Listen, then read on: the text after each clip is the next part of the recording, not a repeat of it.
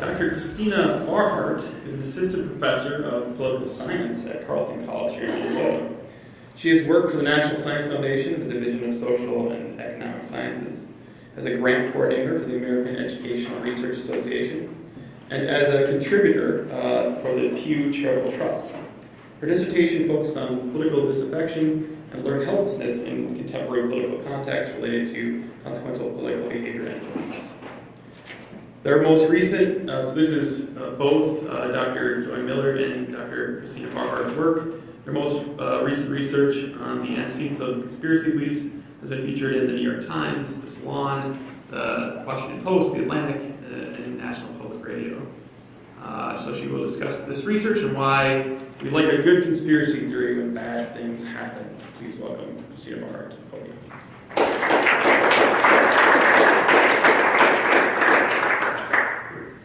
Well, first and foremost, Eric, thank you so much for having us and letting us share some of our work. This has been a really enlightening experience to be able to share in an interdisciplinary environment the work that we have just had an absolute blast doing. So we have arrived at the conspiracy theory segment of the afternoon. And so we actually are coming at this with a slightly different perspective. So we're actually applying the Spinozan application to particular beliefs. And here we're looking at conspiracy beliefs specifically. And so with the assumption that we're comprehending the conspiracy theory, this means they're believing the conspiracy theory so that we're all on the same page. We're assuming conspiracy theories to be belief that powerful actors are engaging in some sort of wide-ranging, black-boxed, often criminally and ambiguously legal activities for their own political or personal gain. We know that these kinds of conspiracy beliefs are prevalent, and we know that they cut across demographics and political attitudes, and we know that they are common in countries across the globe. So if we think about the second step that Spinoza proposes, actually disbelieving a conspiracy theory is going to be more effortful. Okay? So, and because of this, people may or may not actually engage in this step. So it may also depend upon an individual's motivation and or ability to do so. And this is where we're going to spend most of our time, with the individual's motivation and or ability to disbelieve a particular belief. So placing this in context, why do people believe conspiracy theories, right? So in the contemporary kind of political and media environment, we consider the psychological and political explanations of conspiracy beliefs. First and foremost, considering some of the psychological explanations, conspiracy beliefs can serve a way of kind of fulfilling some epistemic needs for closure, order, certainty, or can serve as a coping mechanism in situations of ambiguity or uncertainty or threat. And this tends to be amplified among those who are in positions of powerlessness. As we turn to some of the political explanations here, we pull a bit from motivated reasoning. Here, Kunda, we're pulling from, such that conspiracy beliefs can be used to bolster or protect one's political worldview. When we're talking about this, we're really referring to political ideology or, in some circumstances, party identification. And we are plugging in here with the conspiracy theories are for political losers hypothesis. This is going to be the crux of our conversation today.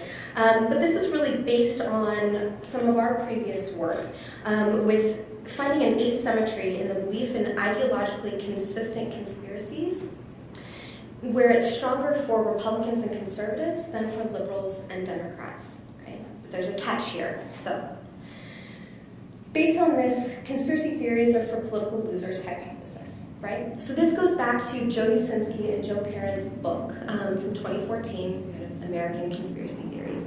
It's a fun read if you want a fun read. But what they ended up doing is, part of the book, they actually used over 100 years of editorials from New York Times to actually evaluate whether or not those who are in political power were actually getting conspiracy theories made up about them. And they did find that for those who were out of political power, were creating these conspiracy theories targeted towards whoever was in power. And so they come up with this conspiracy theories are for losers hypothesis. And we place our 2015 work with this asymmetry that conservatives and Republicans tend to endorse these ideologically consistent conspiracies. We place this in political context in that Republicans and conservatives were on the losing side of politics. Barack Obama had been in the White House for 8 years at this time. And so they were feeling as if they were on the losing side of politics. And so what we're kind of plugging in here is this perspective that losing induces a loss of control and these feelings of uncertainty and anxiety. And specifically, perceiving oneself as being on the losing side of politics induces this loss of control and these feelings of uncertainty and anxiety. And it's this induction of loser status that reduces the motivation to actually unbelieve a conspiracy theory, especially if the belief in that conspiracy theory reduces anxiety or uncertainty. And so, in other words, we're arguing that political losers will actually stop at that first stage of accepting or comprehending. And because this fulfills that psychological need to regain control or grapple with uncertainty from being on the losing side of politics.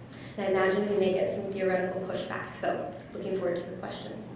So in order to evaluate this, so we expect again that this loser status reduces the motivation to disbelieve a conspiracy theory. Particularly when this conspiracy theory, I just said that, I'll skip forward. So our research goal, in order to test this conspiracy theories are for losers hypothesis, and again, assuming when people are on the losing side of politics, this creates this perfect storm of uncertainty, anxiety, and powerlessness. Again, motivating them away from disbelieving these conspiracy theories. So this takes us to our first hypothesis. Here, we're assuming that Democrats will feel more like political losers after the 2016 presidential election.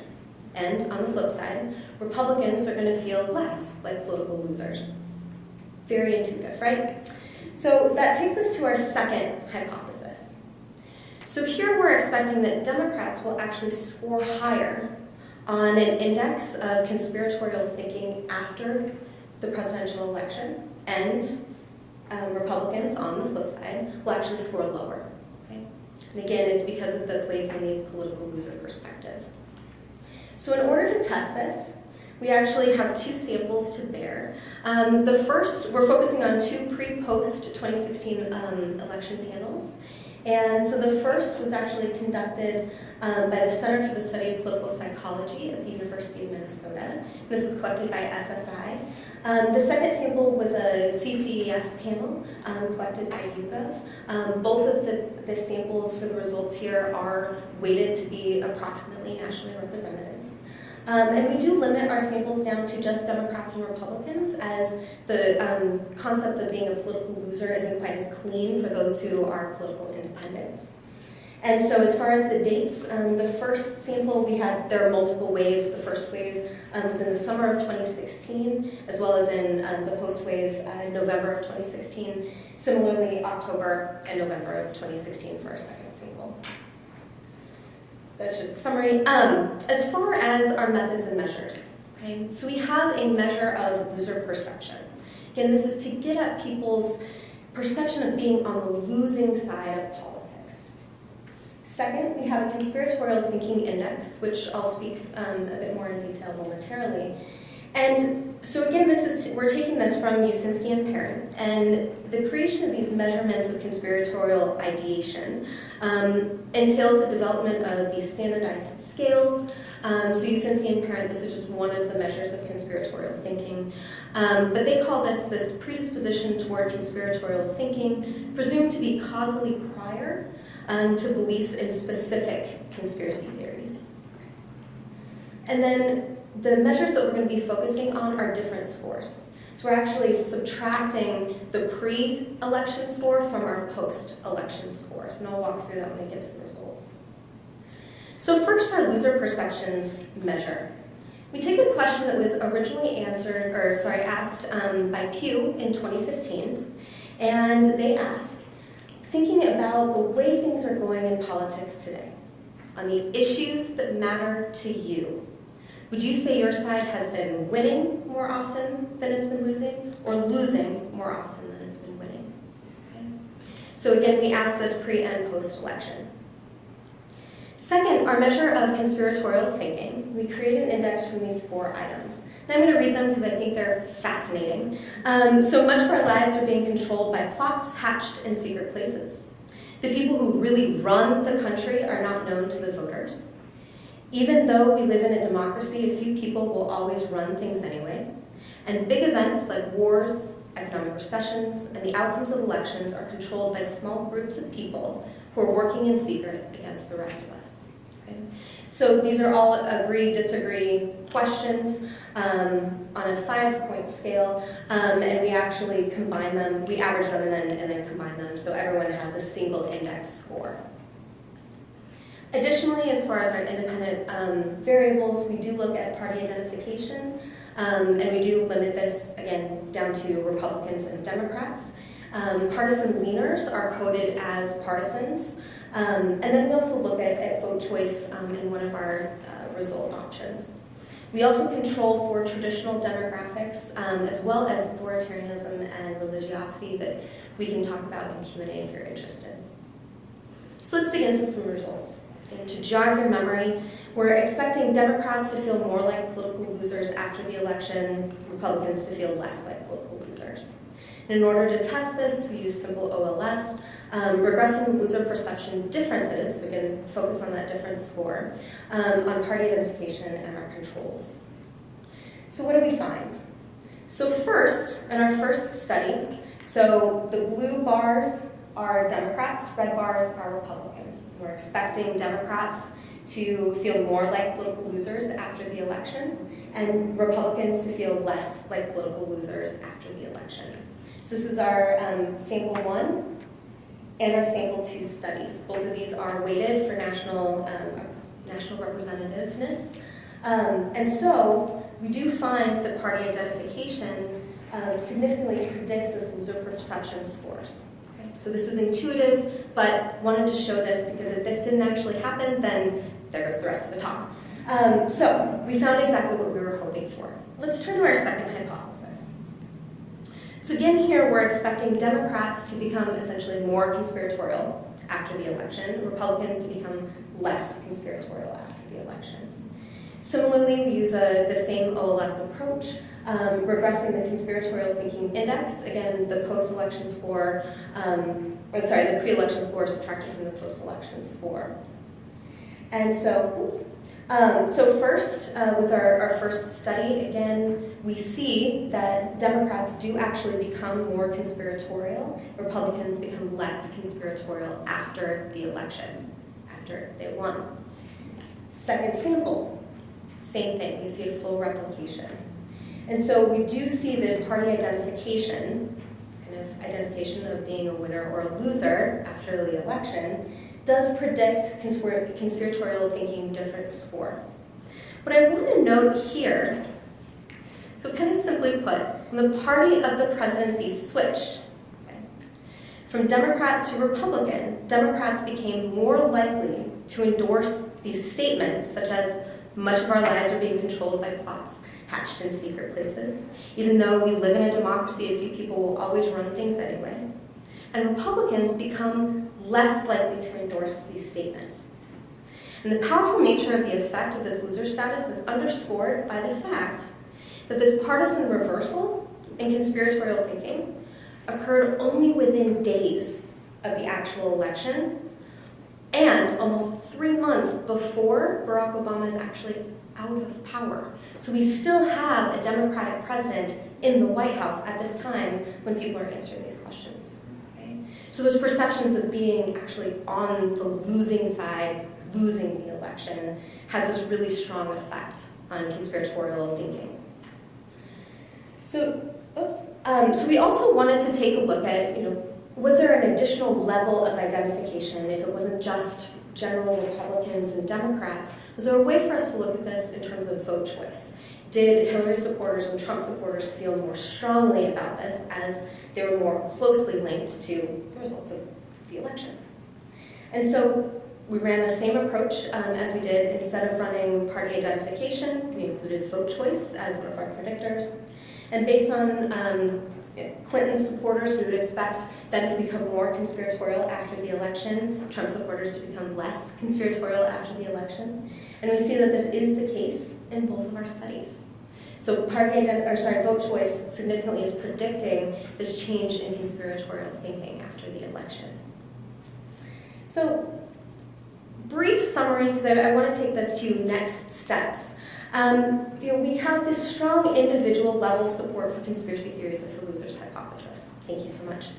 And extending from our prior work, we find consistent effects across different samples and different measures of conspiracy beliefs.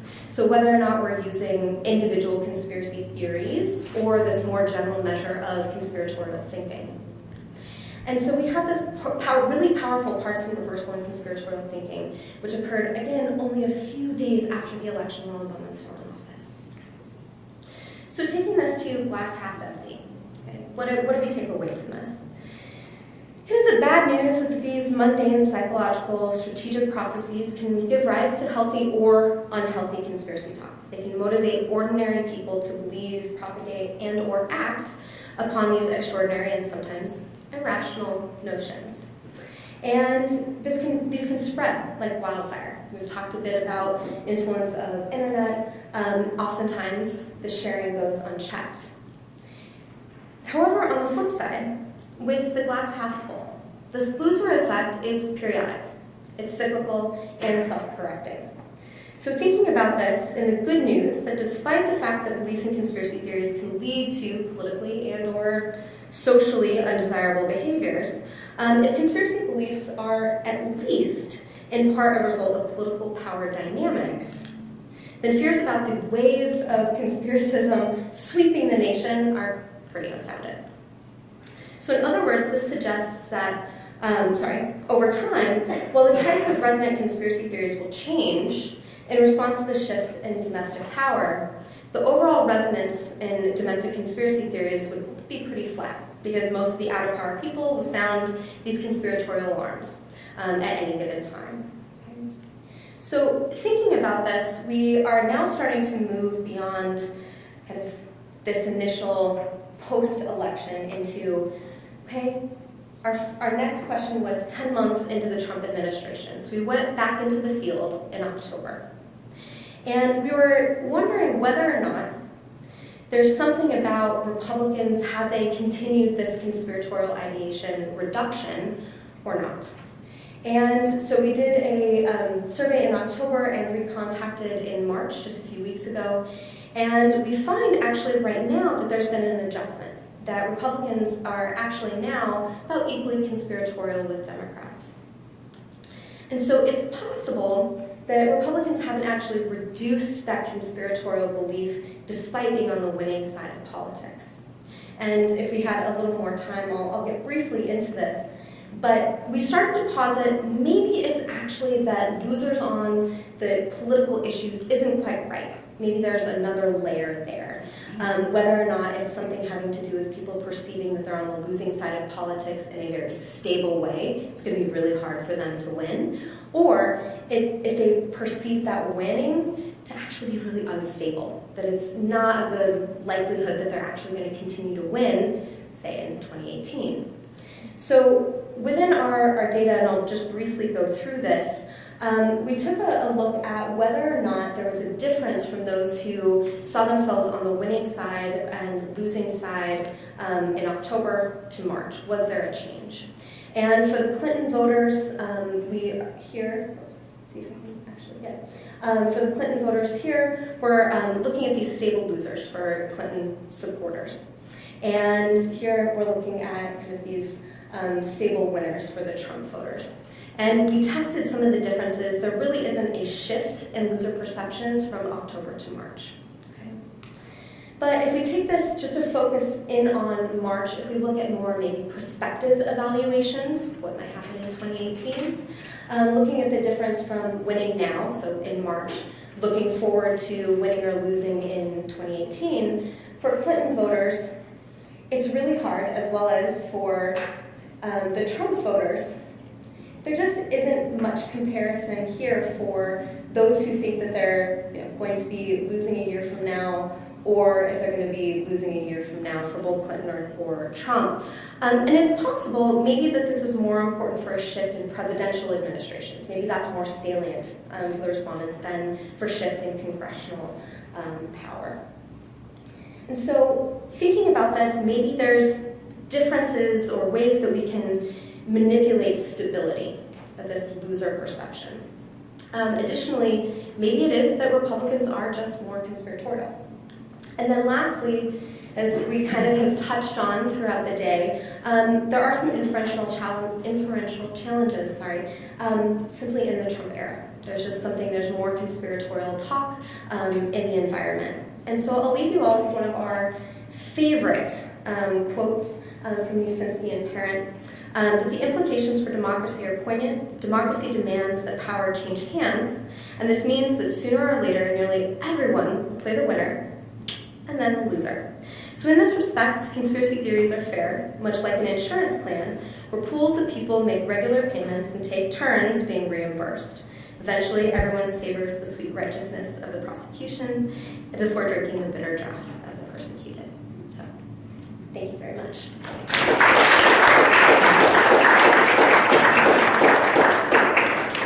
So, what's your questions?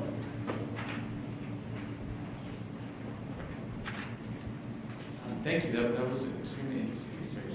So the way that you set things up, you have the Democrats and the Republicans, yes, and there's this kind of team-based conception of winners versus losers. Yes. But if you think about like the most prominent conspiracy theorists, there are people like David Icke and Alex Jones, who up until very recently, I mean, now Alex Jones loves Trump, but up until, so in general, these conspiracy theorists think that both parties are in on it and they hate the whole system. So I wonder if what's going on, what you're capturing here is not so much about the team-based winning versus losing, but rather about feeling alienated from current power structures, which is not necessarily tied to, having a team that has in that court at hand that inevitably wins. So like, it actually did happen for the Alex Jones conspiracy theorists, but David Icke is never going to have some presidential candidate saying that everything is run by losers.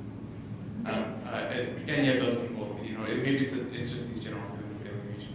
Yeah, I think that's very, very possible, and that this is just one of the ways that they're dealing with that uncertainty or loss of control that they're actually feeling due to that alienation. Yeah, I think that's definitely possible. Yeah, thank you for that comment. Fascinating. I wondered if you could say a little bit about how big these effects are, so that increase or decrease in conspiracy theory belief, like what does that mean in some kind of interpretable unit? We have everything recoded from 0 to 1, so we can look at the relative, okay. So actually these are significant. So this is about a 1-point shift on the scale. For Republicans to feel as if they are that much less conspiratorial after the election as a result of winning is actually pretty powerful. And this is about a half point on the 5-point scale. Yeah, thank you. One thing that I find rather hard to believe is the idea that everybody at first believes the conspiracy theory, this assumption, because when a lot of the conspiracy theories are actually rather crazy, especially if you just hear the summary. I mean, as soon as people start giving evidence, you may start thinking, maybe, but like we realize when we talk about this lizard theory, people are laughing, so just introspectively, the immediate reaction is, no, that can't be. And even if we assume that this is the primary process, how would you then explain that if people who are not very conspiratorial, so according to your theory, have already unbelieved the conspiracy theory, once they become losers, they become more conspiratorial? Like why do they go back to the first step after becoming losers? And is it not more likely that it's just a post hoc explanation for this perceived lack of power and uncontrollability, because these conspiracy theories are actually much more anxiety provoking than that they reduce anxiety. Right. Sorry, so many questions. Thank you. No, there's a lot to unpack there, and please let me know if I don't address your questions, and Joanne, I'll tee this over to you too. So I think some of the conversations that we've had today, that there actually is a possibility that within gaining new information, you can actually kind of, whether or not it's an actual Bayesian, formal Bayesian updating process, or if it's just an incorporation of new information into the context of the evaluation of, you know, was my disbelief of the conspiracy theory accurate? So maybe there's just a check-in or an update with that. Maybe not so much a full negation of the belief, but maybe an update in that belief. Jen, do you want to say anything? Just on the other question. Mm-hmm. Okay.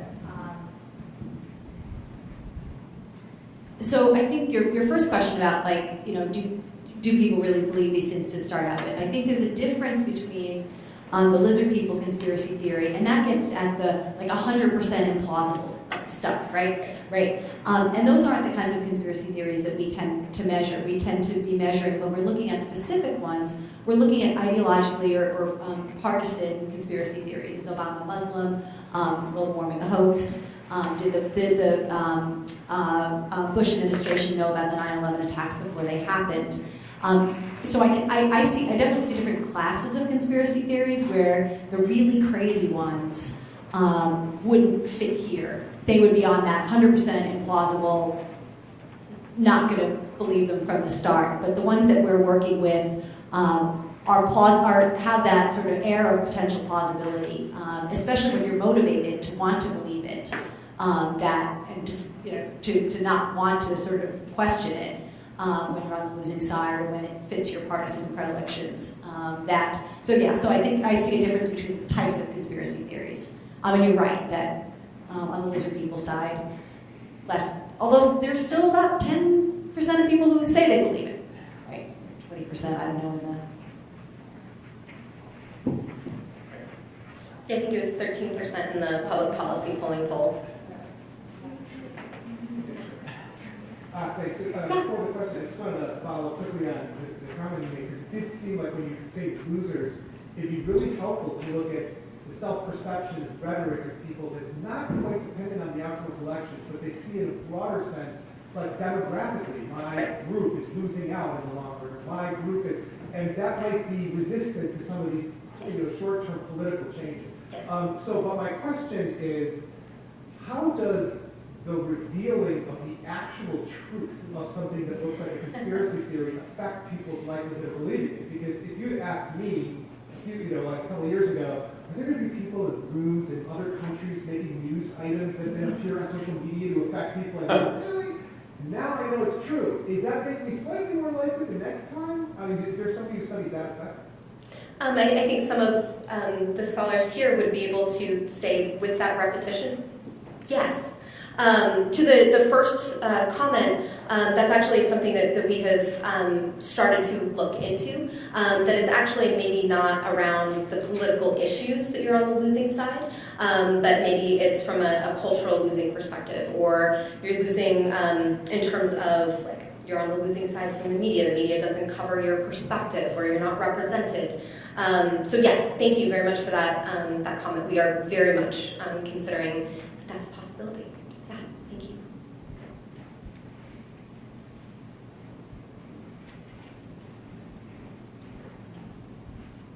I was wondering if, from your perspective, conspiracy theories have to be false in order to be conspiracy theories. So maybe if you're a Democrat in America and you win the popular vote by 3 million, but your candidate isn't elected, or you look at, I was thinking when I saw the items up there, if you were thinking about gerrymandering, when you were reading those, might those actually be a reflection of reality from a perspective? Go for it. I'll Yeah. So we realize the danger of talking about conspiracy theories and truth and falsity in a room full of a lot of philosophers. And I mean, honestly, so our perspective is Whether it's true or false is not a concern here because that bar is always moving. How much information does there have to be in order for you to accept it as true or reject it as false? That being said, it's certainly true that some conspiracy theories have been definitively proven to be true. And so then we no longer call them theories, we call them conspiracies. And so we've been, I mean, this has been really tricky for us right now, honestly, as we're measuring and trying to measure real conspiracy theories during the Trump administration around Russia. Because every day new information comes out that makes more, some of these more likely to maybe be true. And so we don't want to be in a position of doing a whole study with a whole bunch of conspiracy theories that by the time we publish it, they're actually conspiracies and no longer theories. Well, like with the weapons of mass destruction in weapons of Iraq, that was a perfect example that we had to grapple with our 2015 piece. There were still people who believed that that was true, despite the evidence that has come out that there were not weapons of mass destruction. So it's. That was going to be my question. Yeah. What's more interesting to me is the Clinton voters bumping up, and whether that just was because there is conspiracy evidence, the Mueller investigation, et cetera. Right. Especially when you look at, I tried to get Pennycook here, and his stuff between Republicans and Democrats, differences between reflective versus intuitive thinking, right? Which, you could map onto this. Republicans not as clearly with the Democrats. All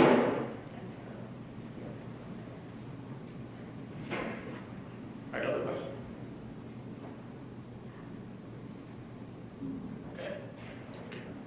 Thank you all very much.